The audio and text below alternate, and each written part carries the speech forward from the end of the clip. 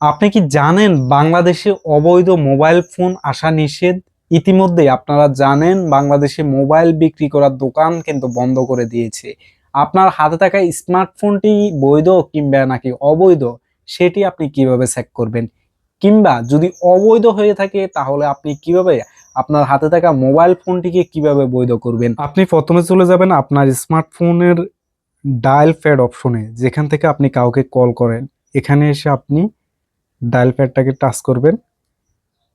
এখানে star hash 06 hash এটা dial করার পর আপনি দেখতে পাচ্ছেন এখানে আইএমইআই নাম্বার চলে আসছে আপনার সিমের এবং মোবাইলের। আপনি এখান থেকে অনেকগুলো নাম্বার আসছে, আপনি এখান থেকে যে কোনো একটাকে সিলেক্ট করবেন। আমি একদম উপরটাকে সিলেক্ট করছি।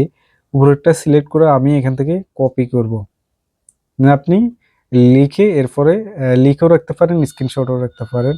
আমি এটাকে জাস্ট কপি করছি। কপি করে আপনি চলে যাবেন আপনার মোবাইলের এসএমএস অপশনে, মেসেজ অপশনে চলে যাবেন। মেসেজ অপশনে যাওয়ার পর এখানে আপনি স্টার্ট এ চ্যাটে ক্লিক করবেন। এখানে আপনি যে নাম্বারটাতে পাঠাবেন সেই নাম্বারটা আমি আপনাদেরকে বলে দিচ্ছি, 16002। এটা দিয়ে আপনি এখানে লিখবেন কে ওয়াই ডি, বড় হাতের অক্ষর, সবগুলো তিনটা অক্ষর বড় হাতের, কে ওয়াই ডি স্পেস, এরপরে যে আমি নাম্বারটা কপি করছেন এটা এখানে পেস্ট করে দিবেন কিংবা লিখে দিবেন। আমি পেস্ট করে দিচ্ছি। দেন এক্ষেত্রে আপনাকে আপনার ব্যালেন্সে 2-1 টাকা লাগবে, খরচ হতে পারে। আপনার সেটটা কি বৈধ আছে কিংবা অবৈধ আছে আপনি সেটা তারপর দেখতে পারবেন। এখান থেকে আমি কেওয়াইডি স্পেস আইমিআন নাম্বারটা কপি করে এখানে পেস্ট করে দিচ্ছি। দেন 16002 আমি এখন সেন্ড করছি।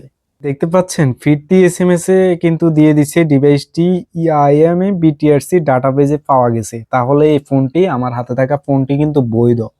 এটি বিটিআরসি নিবন্ধন করা আছে, এটা কিন্তু অবৈধ না। আর যারা বিদেশ থেকে মোবাইল আনেন কিন্তু বৈধ না, সেক্ষেত্রে তাদের মোবাইলগুলো সামনের দিকে হয়তো আর আনতে দিবে না, অবৈধ মোবাইলগুলো হয়তো আর আনতে দিবে না। তো আমার ফোনটা কিন্তু বৈধ আছে। এখন আমাকে আর এই ফোনটা বিটিআরসি তে নিবন্ধিত আছে, এখন আর এই ফোনটাকে বৈধ করতে হবে না।